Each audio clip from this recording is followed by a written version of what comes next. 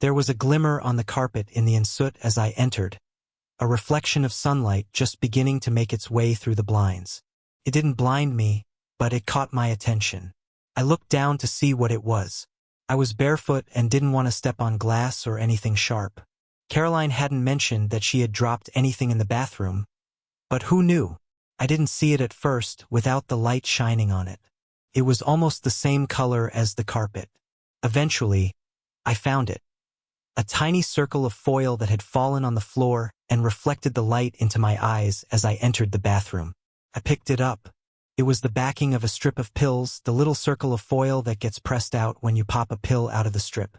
Most times it stays attached to the strip, but occasionally, as in this case, it separates and falls to the floor. I examined it. On one side, it was blank, but on the other side, it had a marking. Tuesday. Since it was Wednesday, I presumed it was from Tuesday's pill, meaning that the pills had to be taken daily. I knew I wasn't taking any medication. I was 35 and fit as a flea, and so was my wife, Caroline.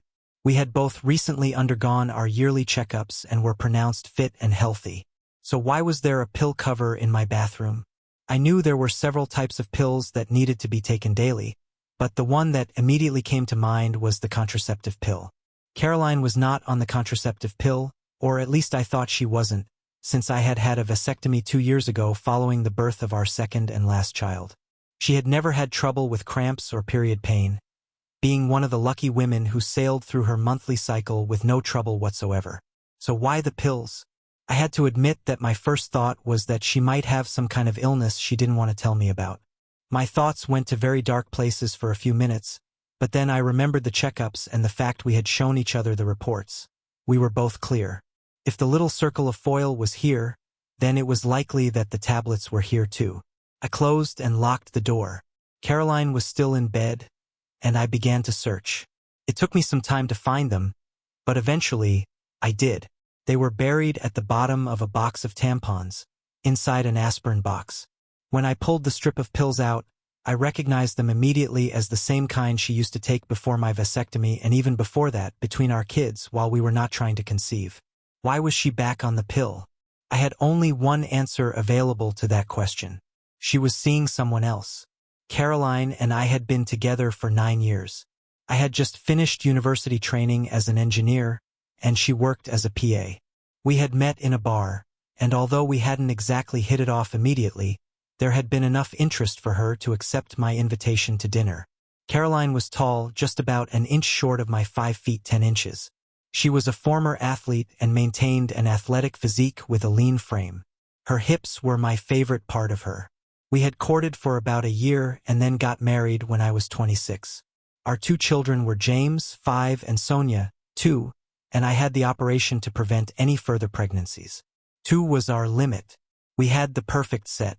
Caroline had returned to work after maternity leave for each of the children, reluctant to leave a job she loved. We had an au pair who looked after the children during the day and went home at night. She was costing almost as much as Caroline was earning, but Caroline didn't care. She just wanted to be out of the house and working at the job she loved. I worked with a couple of buddies, having set up an engineering firm. Between us, we would never be rich, but we were all very comfortable. I tidied the bathroom, put her pills back where I had found them, and decided I needed to think. There was no point in confronting her now. I needed a plan. I needed proof. What would happen after that? I had no idea.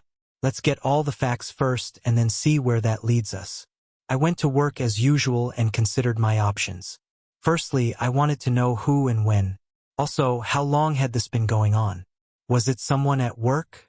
Heaven forbid, her boss? Was it the person she had mentioned in passing?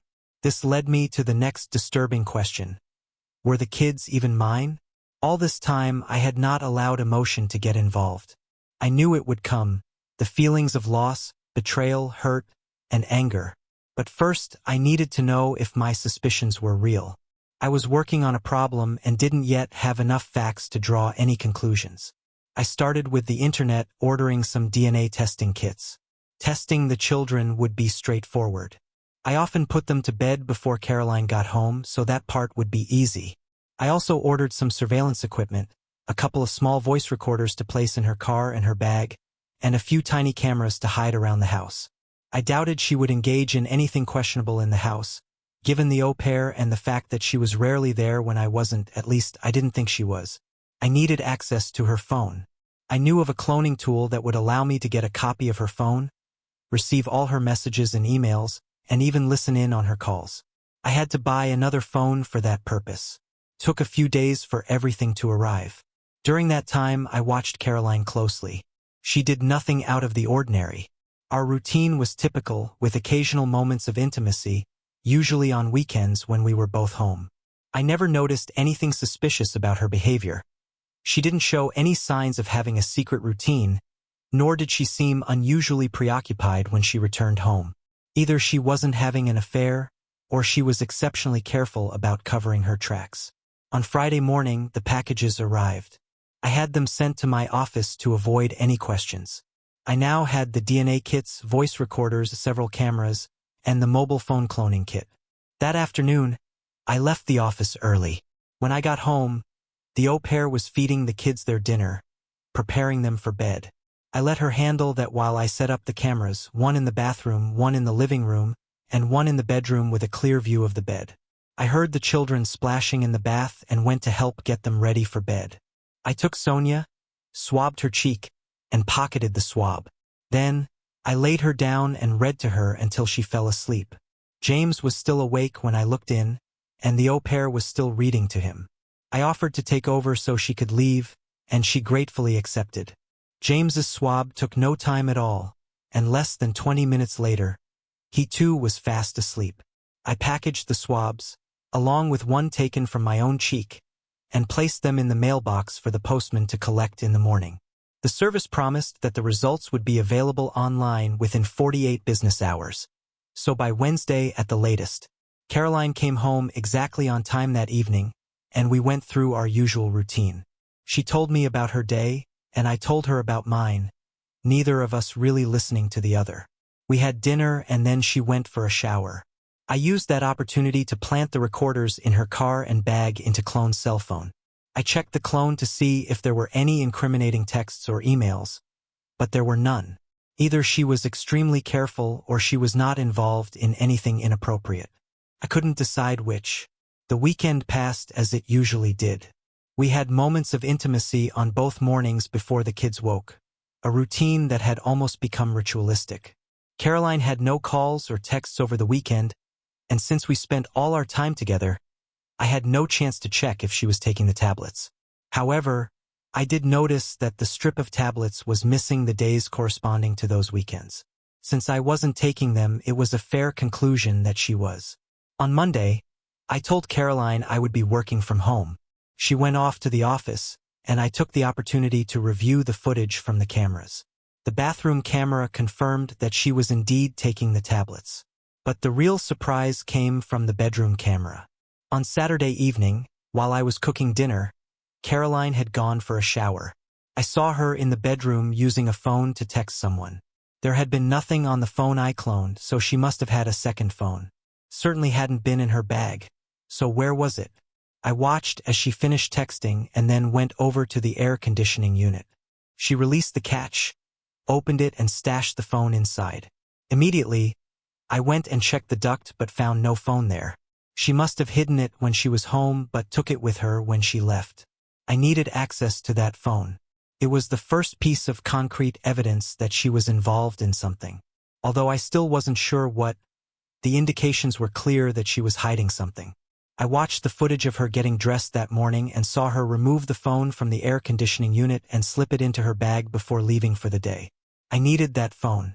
That night, when she came home, I watched her carefully. She dropped her bag in the hallway and continued with her usual nighttime routine. After dinner, she went for a shower. I checked her bag, but the phone wasn't there. She must have taken it with her and hidden it in the air conditioning unit when she went upstairs. What she didn't realize or didn't care about was that the other side of the vent opened into Sonia's room. Quietly listening for the shower, I crept into my daughter's bedroom and opened the vent from her side. There was the phone.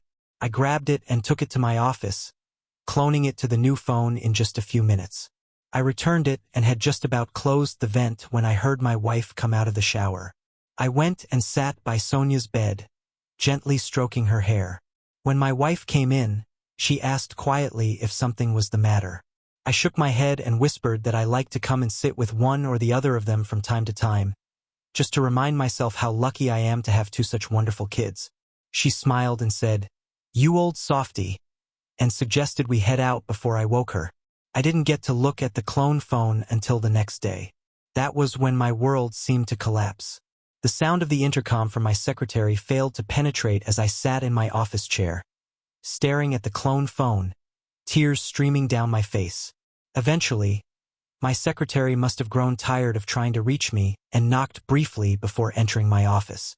She poked her head around the door and saw me. Michelle, my secretary, was a no-nonsense woman who dressed far older than her years.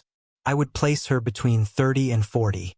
She was slim with red hair and green eyes, always dressed conservatively in clothes that would have suited someone much older. Our relationship had always been strictly professional. I had never even raised an eyebrow in her direction. Michelle had previously made it clear that if one of my business partners didn't stop his inappropriate behavior, she would leave and sue the company for constructive dismissal and sexual harassment. She had stayed on because I had always treated her with respect, unlike others. My business partner was incensed by this and gave us an ultimatum. Either she went or he did. That was how I ended up owning 60% of the company instead of 40%. Seeing me upset, Michelle immediately withdrew to deal with whatever it was she had been trying to call me about. I heard voices in my outer office. Then it went quiet. Michelle returned to my office, closed and locked the door, and sat down across from me. She pulled out some tissues from her ever-ready supply and handed them to me. I took them blindly and began to wipe at my eyes. "Tell me," she said. I showed her the phone. There were text messages between Caroline and an unidentified party. The messages described clandestine meetings and intimate details that seemed to have been ongoing for a long time. The messages included personal details that only someone close would know, such as a specific mole and other intimate knowledge. I was not mentioned in any of the texts. It was as if I didn't exist.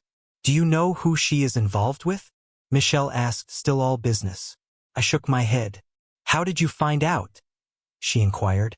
I explained how I had found the small silver tab in the bathroom, then the pills and how everything had unfolded from there. While I spoke, Michelle sat and looked at me, holding my hand, a gesture I realized was the first time we had ever touched. "You need more information," she said. "The DNA results for the children will be back on Wednesday. Can you hold it together until then?" "I don't know," I said. She nodded and informed me that our manufacturers in Portland needed to see me urgently. She had booked me on the next flight, and I would be back on Thursday. "I can't think about that just now," I said. Michelle took my phone, typed out a text message to Caroline, and sent it. "There's been a mess up in Portland. I have to go and sort it out. I'll be back Thursday. Love you." Caroline's almost instant reply was, "Okay. Let me know when you get there. See you when you get back."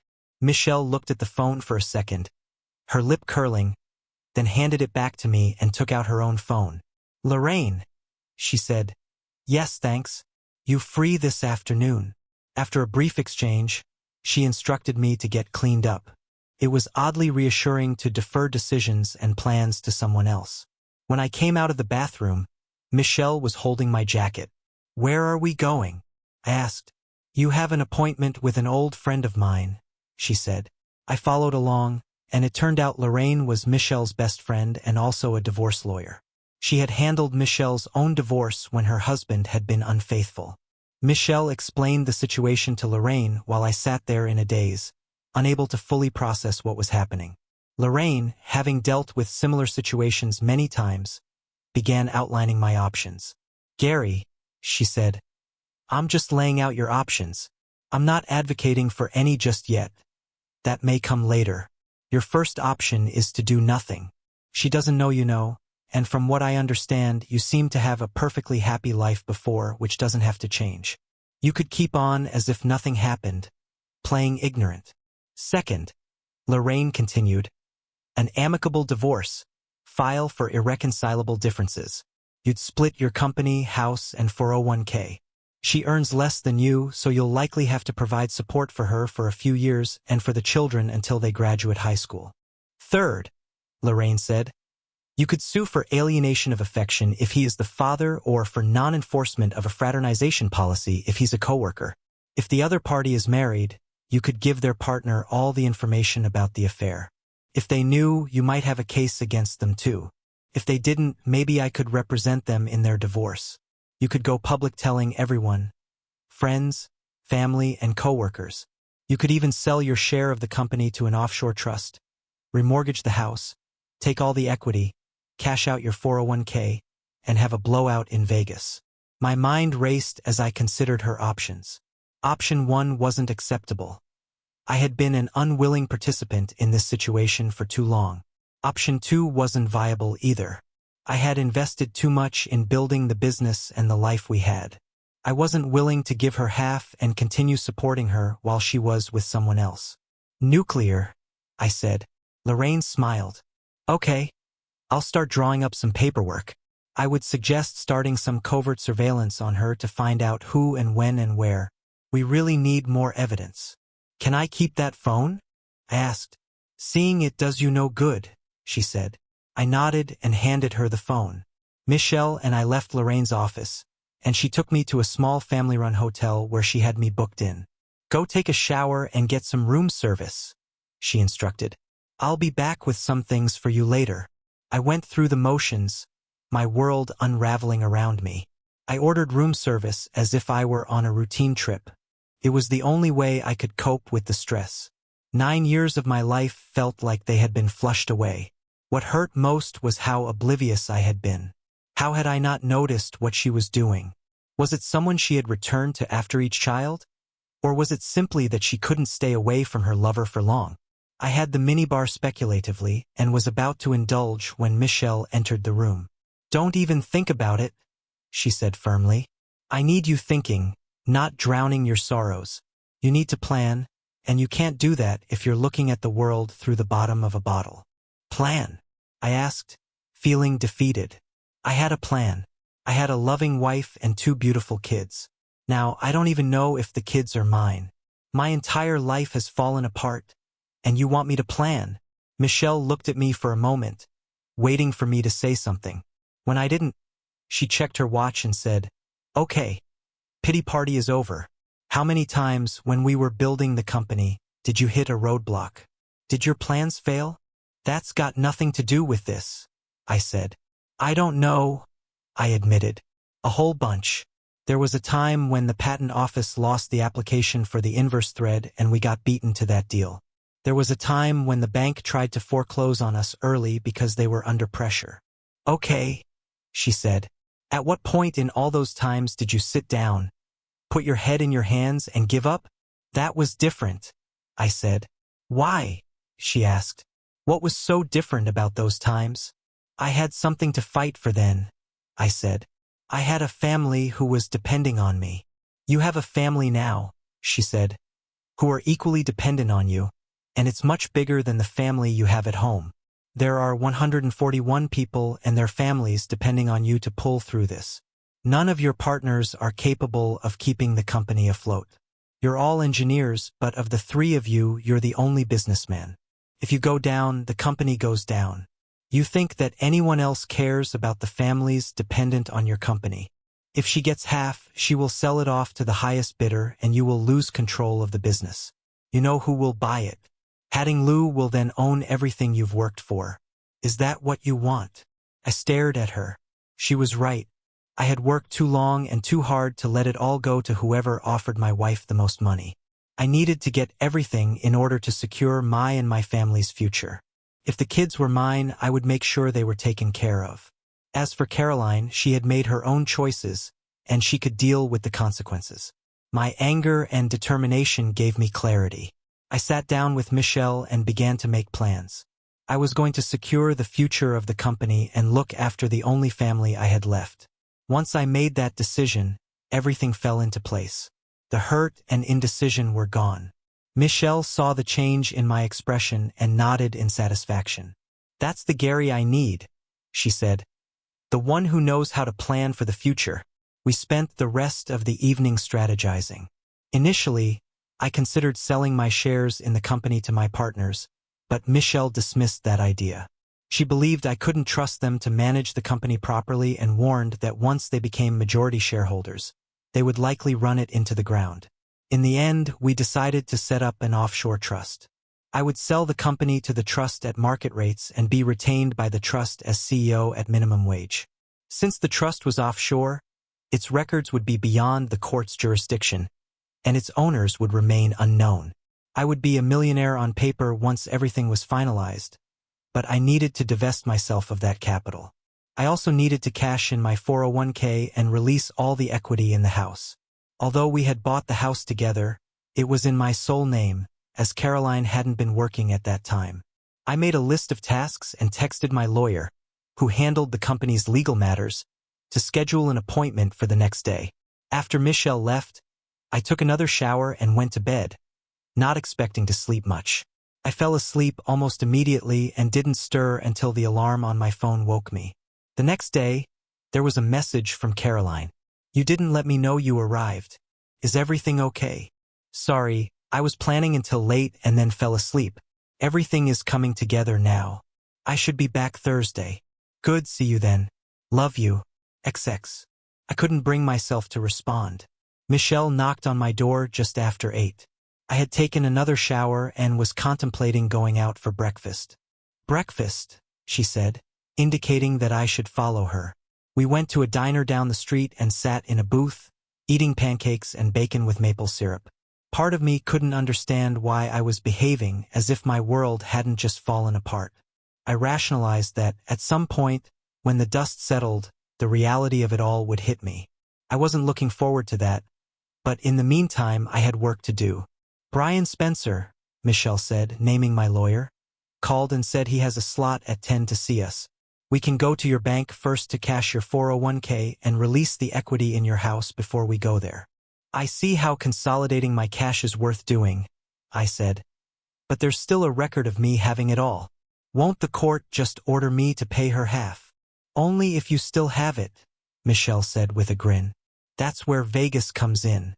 Once you have all that equity, you go and spend a week in Vegas and blow the lot, all before you file for divorce.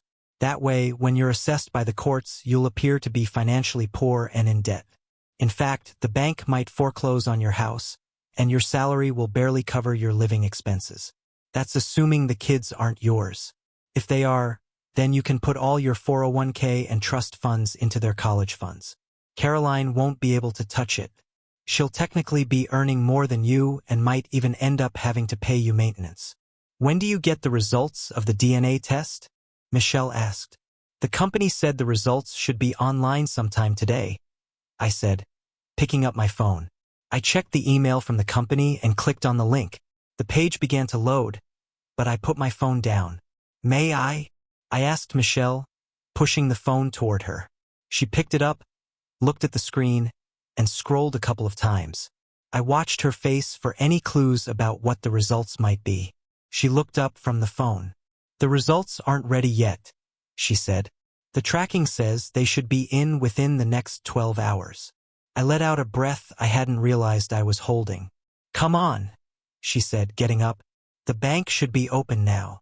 Releasing the equity in the house and cashing in my 401k took a remarkably short time. I closed out all of our savings accounts, including the kids' college funds, and transferred the money into an account I set up in my sole name. The only account I left alone was the joint account we used daily, which had less than $10,000 in it. My lawyer raised a concern, but if it was possible to handle it in a good way, he did. You're forgetting one thing, he said when we outlined our plan to him. I do, I asked, surprised. I hadn't realized it was a condition of the partnership agreement, he reminded me. When you started out, all partners had to have a prenuptial agreement that protects the company in case of any breakdowns in relationships.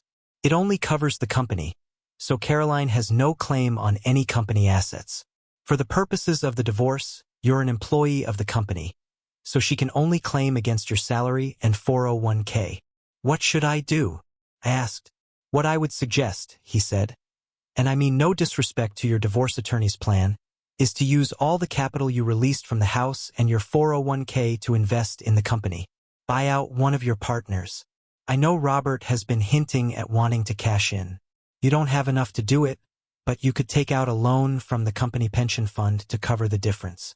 The payments will be taken from your salary, which will make your income appear much less when you're assessed for assets. Since everything else will be tied up in the company, it will be untouchable.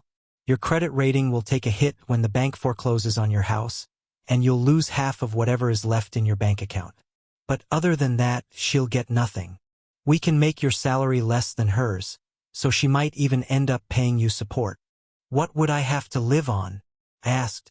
If all your salary is tied up in loan payments, you still need somewhere to live, to eat, and to support the kids. Let's wait to see about the children, he said. Have you decided what to do if they aren't yours? Will you still be involved in their lives? I don't know, I said. It's too horrible a thought to consider. I'll have to wait until I know for certain before making those kinds of decisions. Don't forget the other parts of your attorney's plan, he reminded me. I'm prepared to bet you will get enough in a settlement to pay off the loan and go back to earning your full salary once it's all done. Not to mention you can claim back expenses from the children's father if they prove not to be yours. Since that will happen after the divorce, it won't be considered part of the settlement. Can you approach Robert for me and see if he's interested in selling? I asked. I'm not sure I'm capable at the moment. He nodded. I'll call him and let you know. We shook hands and left his office. I felt a sense of relief as we walked out of the building, seeing the plans starting to come together. But then I remembered why we were making these plans, and my relief disappeared, replaced by a hollow ache in my chest. We were at the diner having lunch when I dared to look at my phone again. I couldn't bring myself to do more than click on the link in the email before passing the phone to Michelle. I watched her face, hoping for some sign about whether I was a father or not. I'm so sorry, Gary, she said gently.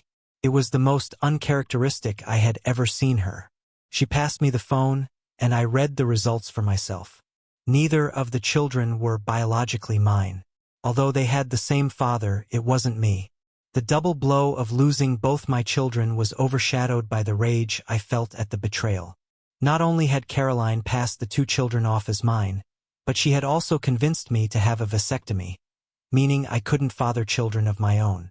Gary, Michelle snapped, bringing me back to myself. Now is not the time, nor is this the place. Hold it together.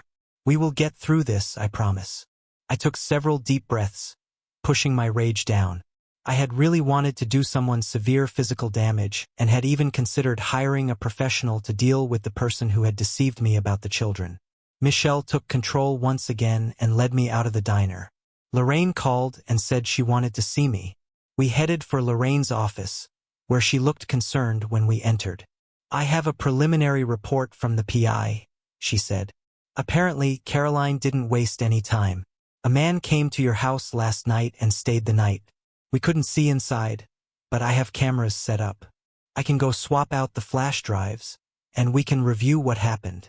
Okay, I said. I can't go back. I'm supposed to be out of town on business. Lorraine checked her phone. The au pair is at a play center with Sophie and James, she said. I'll keep an eye on her and let you know if she leaves. My house was about a 30-minute drive from Lorraine's office. Michelle drove fast, and we got there without incident. I swapped out the flash drives, took a quick look around the house, but saw nothing unusual. We then returned to Lorraine's office and reviewed the flash drives. I chose not to watch the footage from the bedroom. I didn't need to see what went on in there. I identified the man as soon as he walked through the door. As I had suspected, it was her boss, the man she had been working for all the time we had been together, Bill. The thing that nearly undid me was what happened when he arrived at the house. He had his own key and let himself in. When he arrived, James looked up and saw him. "Daddy Bill!" he exclaimed and ran to hug him. That undid me. I broke down and began to sob. I couldn't watch anymore. Lorraine looked on as I broke down. Michelle, for the first time ever, put her arms around me and held me while I cried. Took some time, but eventually, I pulled myself together. Do you want to take some time? Lorraine asked. I shook my head. The pain had receded somewhat, and the anger was re-establishing its hold. What's next? I said. I already have a copy of the employment terms and conditions at your wife's firm, Lorraine said. There is a non-fraternization policy, so you have a case against the company for breach of that. Since the person your wife is fraternizing with is a senior executive of the firm, there's no way the company can claim they didn't know what was going on. We explained to Lorraine what my company lawyer had told me and his advice. She broke out in a huge grin. She picked up the telephone and called him, asking for copies of the prenup, which he emailed to her. This is just too perfect, she said, reading the prenup. Forget everything I said before. Your lawyer's plan is exactly right. If your partner wants to divest, then the prenup. Forget everything I said before.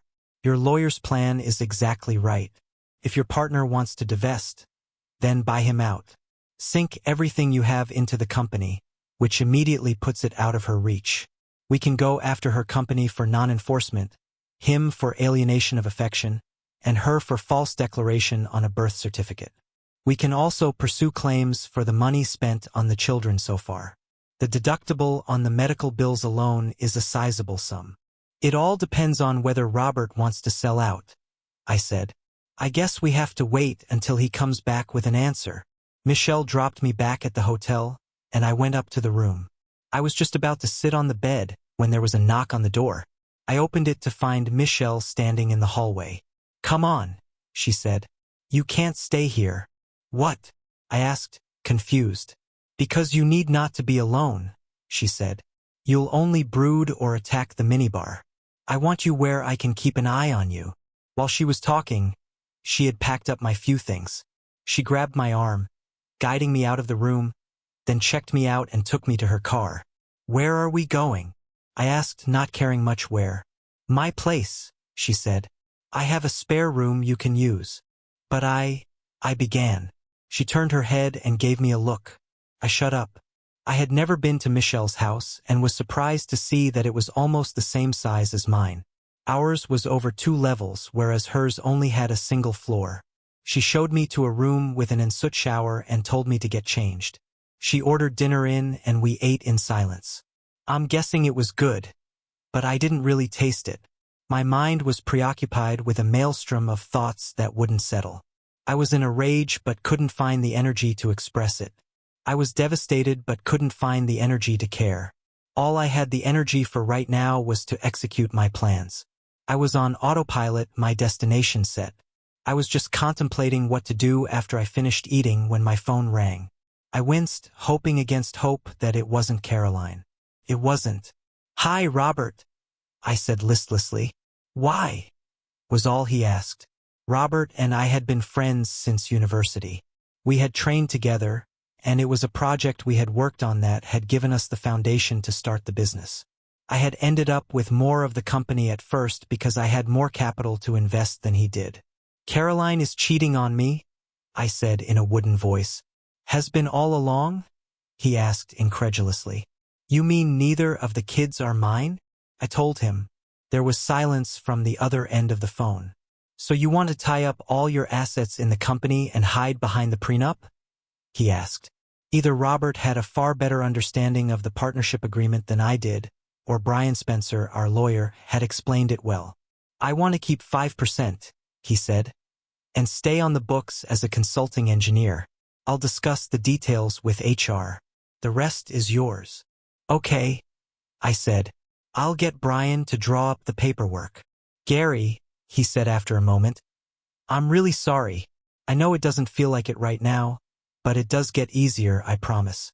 I've been almost exactly where you are right now, and it does get easier. It was only then that I remembered he had gone through a divorce about 4 years earlier. I hadn't known the details because, despite being friends, he was a very private person. I just knew it hadn't been pleasant, which was how he remembered the prenup. He had used it himself. The next morning, Michelle woke me with a cup of coffee. Come on, she said. We've still got a lot to do. Our first stop was Brian Spencer, the company lawyer. He had already gotten all the paperwork together for my buyout of Robert, and we completed that transaction in under 30 minutes. I gave him everything I had taken out of the house, out of my savings, and out of my 401k. I also had to take out a loan against the company pension scheme for the balance. Now, on paper, at least I was in debt to the tune of about $1 million. My salary was just about half of what it had been, as the payments were deducted before tax. Then we went to see Lorraine. I showed her all the paperwork from the business transaction, and she was ecstatic. "This is perfect," she said. "I'll file the paperwork today. We should be able to serve on Monday if you want. We'll serve him, her, and the company simultaneously." "Where do you want her served?" Lorraine asked. "Wherever it causes her maximum embarrassment," I said. "If you could do it via billboard at the Super Bowl, I'd happily pay for that." Lorraine laughed. "We'll serve her at her office," she said. 10 a.m. Monday, provided the papers clear the courts before then. "If I file them today, I should have them back sometime tomorrow afternoon." I nodded. "Now what?" I looked at Michelle. She was running things now. "We have 2 more stops before you go back to the office and pretend that you just came back from putting out a fire in Portland. Do you think you will be able to hold it together at home until Monday?" "I guess I'll have to," I said. "Don't guess," she said. "Tell me what you need to help you hold it together until then." "I don't know," I said. "Some good news." She smiled at me. "Let's go." I was surprised when we pulled up outside the medical center where I had all my physicals and where I had had my procedure. "What are we doing here?" I asked. "You wanted some good news," she said. "Come on." I followed her into the clinic and stood back as she went to the reception desk. The receptionist nodded and indicated for us to take a seat. We sat, and less than 2 minutes later, my doctor came out and invited me into a consulting room. I looked at Michelle, who had made no move to follow. "Please," I said, and she nodded and accompanied me. Dr. Harrington made no comment about Michelle being involved in my consultation. He knew who she was and that she was not my wife, as he was both mine and Caroline's doctor. Why I was asking my secretary to come with me was my business, not his. "Gary," he said, "I understand that you wanted to ask about reversing your vasectomy." My eyes widened. Was that even possible? I looked at Michelle, who had the tiniest of smiles on her face. "Yes," Dr. Harrington said, "it is possible. Since your vasectomy was under 3 years ago, there is a success rate of about 95% for reversal. The operation is a bit longer than the original procedure and involves a general anesthetic, but I'm confident that you will be able to father children again once we are done." Once again, my eyes filled with tears. I still have a chance at fatherhood. It would mean surgery, but that was a small price to pay if it meant that I could have my own children. I had no idea who I would be having children with, but at least it was possible. "I know it's a lot to take in," said the doctor. "Here is some information about the surgery and the costs. Sadly, it wouldn't be covered by your insurance. If you want to go ahead, let me know and we can schedule you in for a workup," the doctor said. "Thank you, doctor," Michelle said, taking the information from him. "We'll be in touch." I stood and allowed Michelle to lead me from the clinic and back to her car. "Is that good enough news?" she asked, smiling softly. On impulse, I embraced her and expressed my gratitude. Then I realized what I had done and quickly stepped back. "I am so sorry," I said. "Gary," she said gently. "It's okay." We got into her car. "One more stop, then back to the office," she said. I had been to Bill Wayright's house a number of times during the years Caroline had worked for him.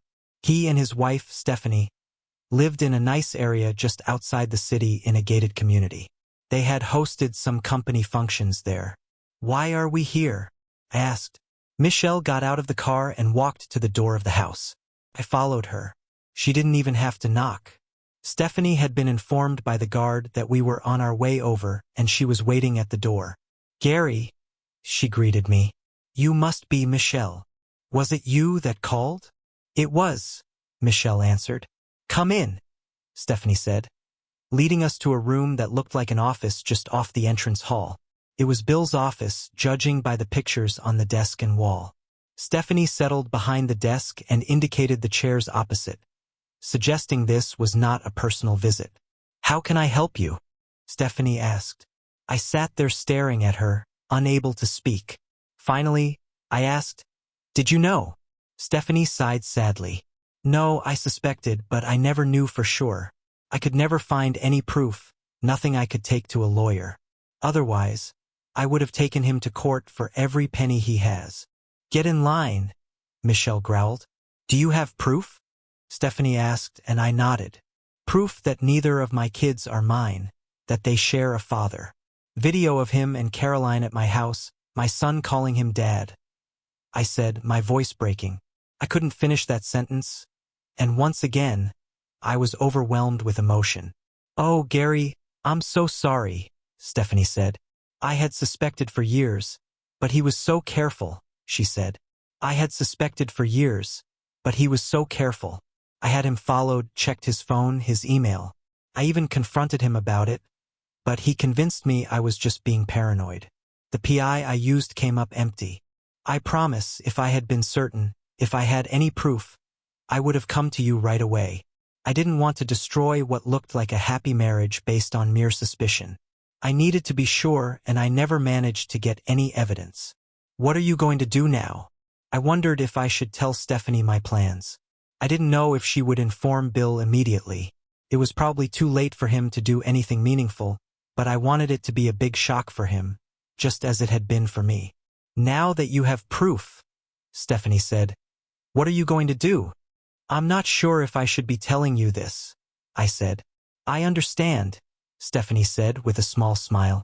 "And I don't blame you. I wouldn't tell me either. If you have the name of a good divorce lawyer, I would appreciate it." Michelle pulled a card out of her purse and handed it to her. "Thank you," Stephanie said. "Will a week be enough time?" I nodded. "Perfect," Stephanie said. "I'll contact her and coordinate with her." Stephanie stood, signaling that our meeting was over. Michelle and I also stood. Stephanie gave me a brief hug and a peck on the cheek. "Once again, I'm so sorry," she said. "Look after him," she directed at Michelle, who had stiffened slightly. "He deserves better than what was done to him." We returned to the office, and I spent the rest of the day catching up on work that I had missed while I was in Portland. At the end of the day,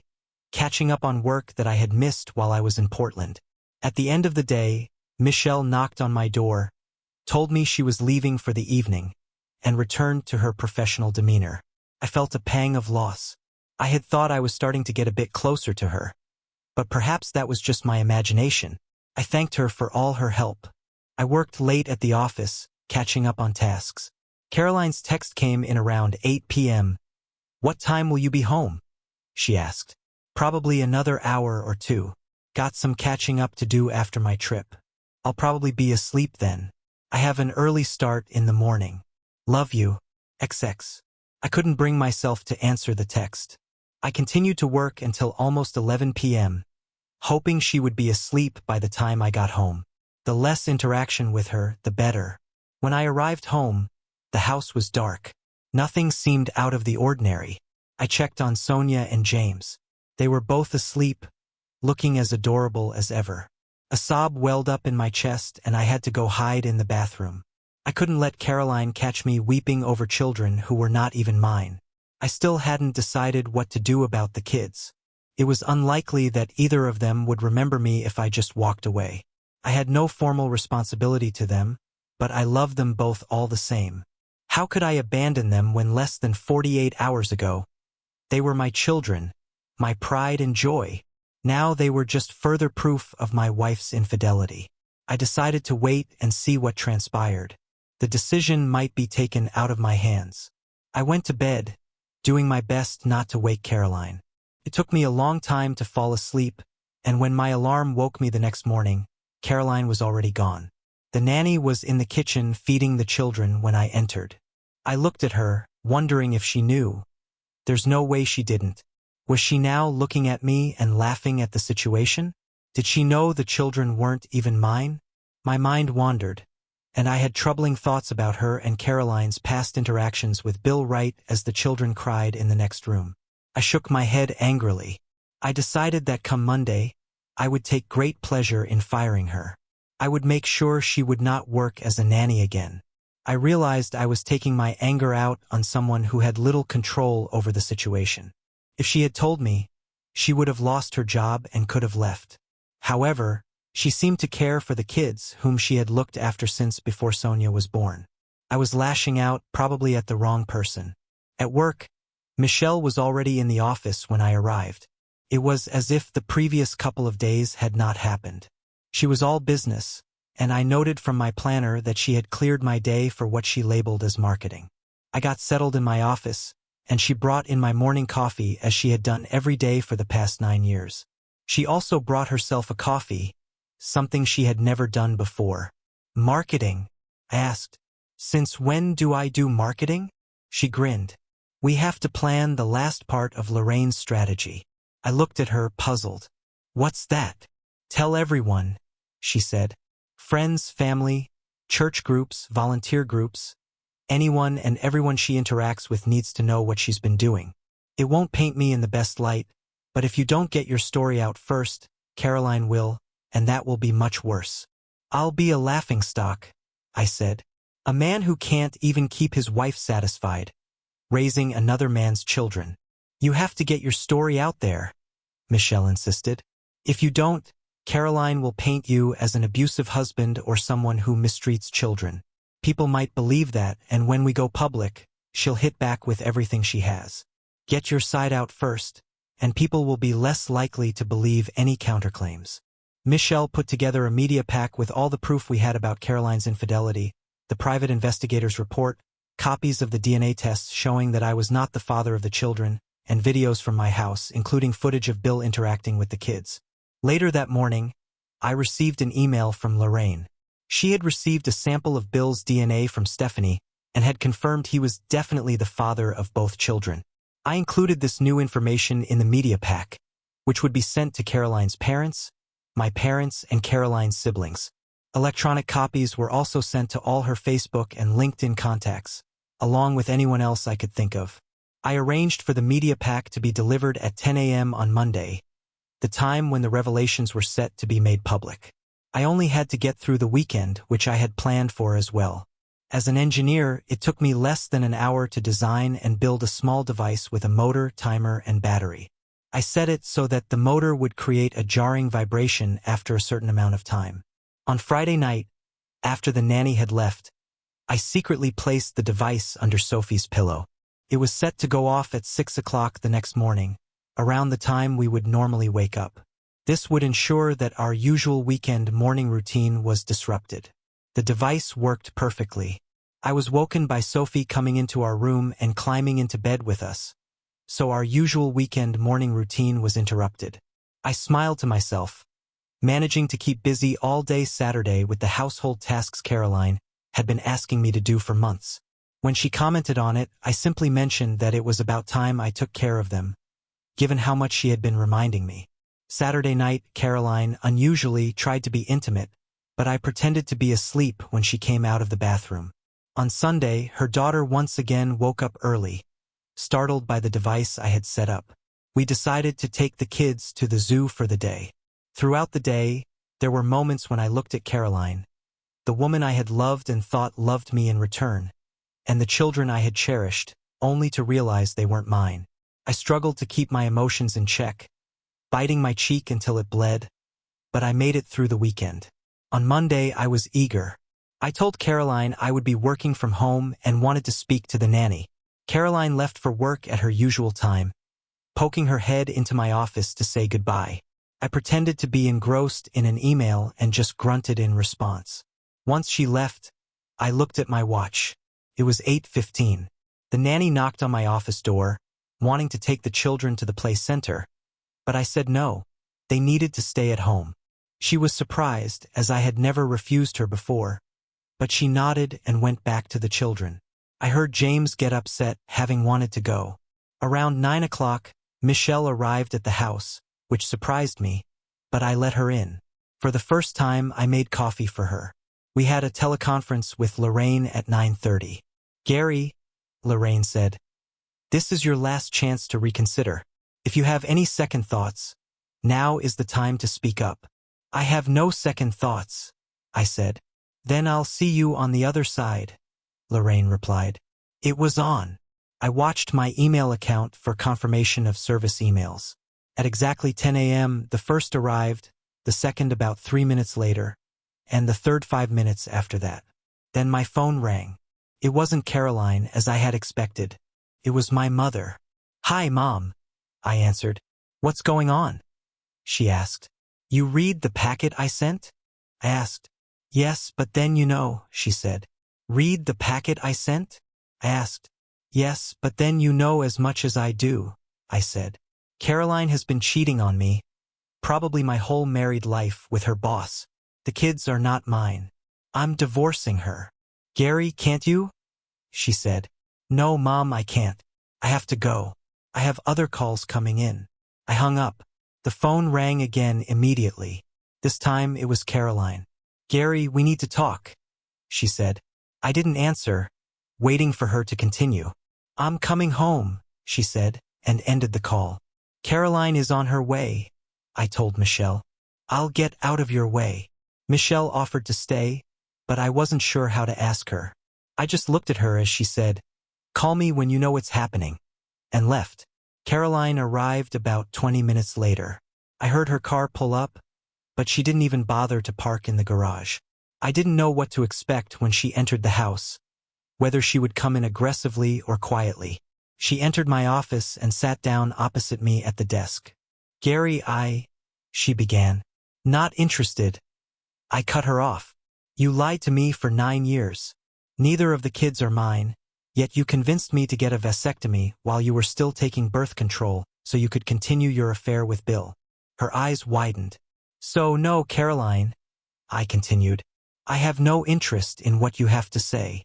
My lawyer's contact information is in the packet you received. If you have anything you think I need to know, talk to her. If you have anything you think I need to know, talk to her. What about the children? She asked. What children? I responded. I don't have any children. If it were up to you, I wouldn't have any. I don't want to hear any more lies or excuses. I just want this whole mess to be over so I can move on with my life. I called the nanny into the room, knowing she could hear me since my office door was open. You're fired, I said. Effective immediately. Pack your things and leave. What? She said. Why? Because you covered for her? I said, pointing at Caroline. You knew she was involved with her boss. I have video evidence of you talking to Bill about the children. Get out. Gary, you can't fire her. I pay her wages, Caroline argued. The nanny looked at Caroline with a look of gratitude in her eyes. Well, I said, I've already contacted the agency to inform them of your involvement in the affair and that you won't be taking any further action against them. So if Caroline wants to keep you on personally, not only will she have to pay you, but she will also need to handle all the additional responsibilities like your tax obligations, holidays, pension, sickness, and insurance, I said. The nanny's face drained of color. Not only was she losing her job, but being removed from the agency's roster would make it nearly impossible for her to find another position as agencies share information about their staff. Now get out, I said firmly, and she quickly left. Did you have to do that? Caroline said, her voice tinged with frustration. You're talking again? I replied. I told you I didn't want to hear it. What I do want is for you to pack your things. Take the kids and leave. This is my house too, she said. Not according to the paperwork, I countered. It's in my name, so until the courts decide otherwise, you need to leave. She flinched when I raised my voice. James came into the room, saying, Mommy, Sonia fell down. Caroline, with a stunned expression and tears on her cheeks, went to check on her daughter. I closed my office door and stayed inside while she gathered her things. After a few minutes, she returned with Sonia in her arms. Are you going to say goodbye to them? She asked. Don't say it, I said. She's not my daughter and he's not my son. Take them to Bill and let him take care of them. They have nothing to do with me. Gary, Get out, I said, interrupting her. I heard the front door close and, After a few minutes, her car drove away. I released the breath I had been holding. I was overwhelmed with emotion and was startled when Michelle's arms wrapped around me. As I broke down, resting my head in my hands, Michelle held me close. Took me a while to calm down. I felt like I had lost 9 years of my life, my marriage, and everything I had built. Michelle took charge. "Come on," she said. Lorraine mentioned it would take about 4 hours for Caroline to obtain an emergency occupation order since she has the kids and this is the marital home.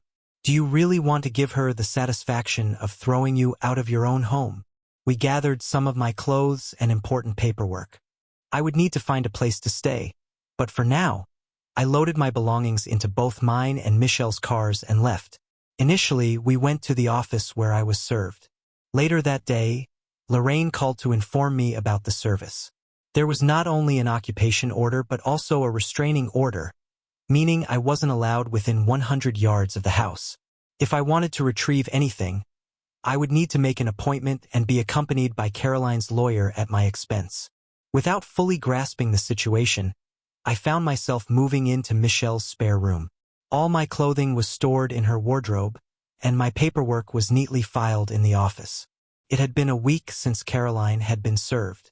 Clothing was stored in her wardrobe, and my paperwork was neatly filed in the office.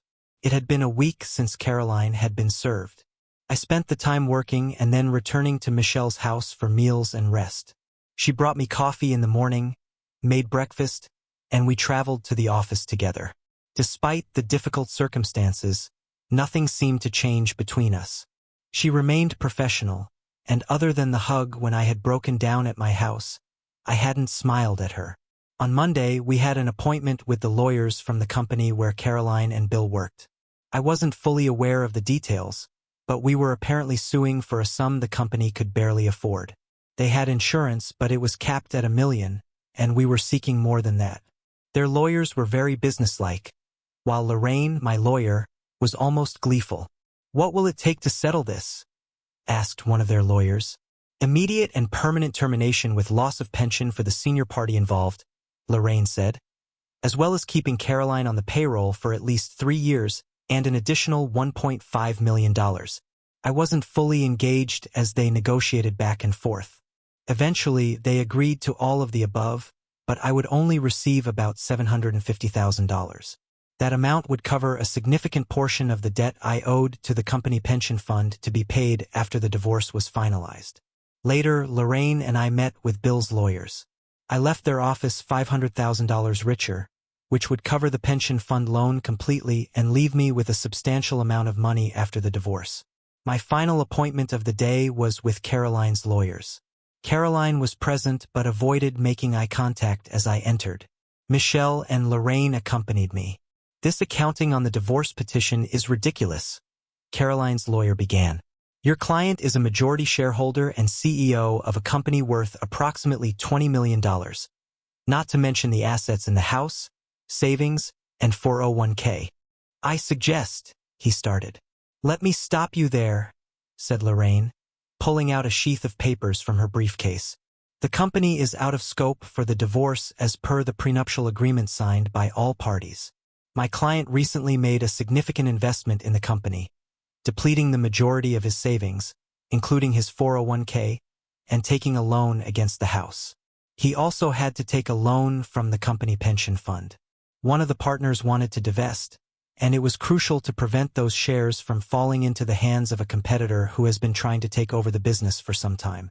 Given the reduced salary from the pension fund loan, he is now paid less than your client.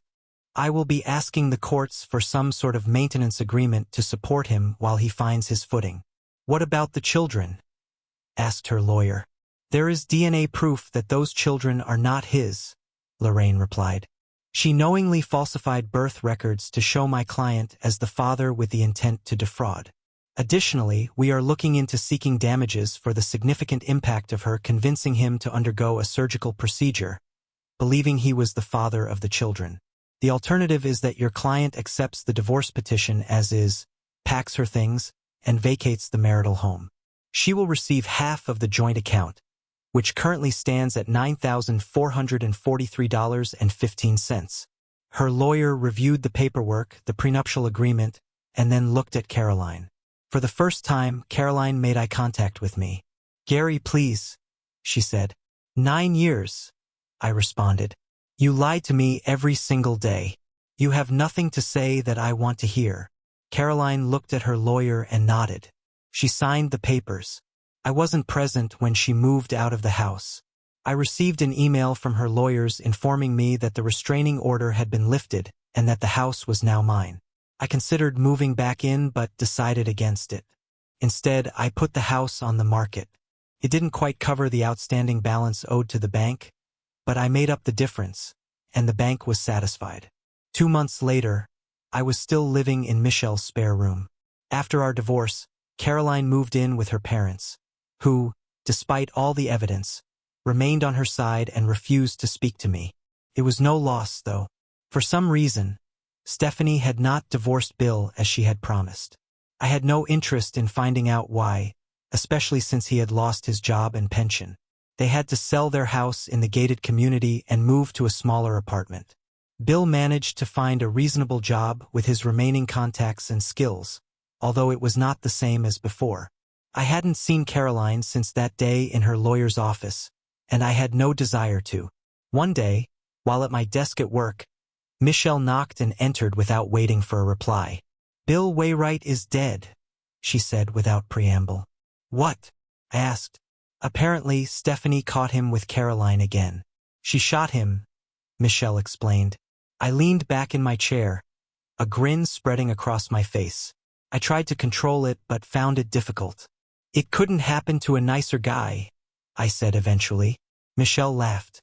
"Am I evil for being happy about it?" I asked. "Not at all," Michelle said. "That scoundrel got what he deserved. Oh, by the way, this was just delivered," she added, dropping an official-looking envelope on my desk. I looked at it with trepidation, knowing what it contained. I opened it and looked at the contents. "That's it," I said. "I'm finally a free man." "Finally," Michelle agreed. Then, to my surprise, she kissed me. It wasn't a brief kiss, but rather a full, heartfelt kiss that left me breathless and amazed. When she finally pulled away, she looked down and saw my reaction.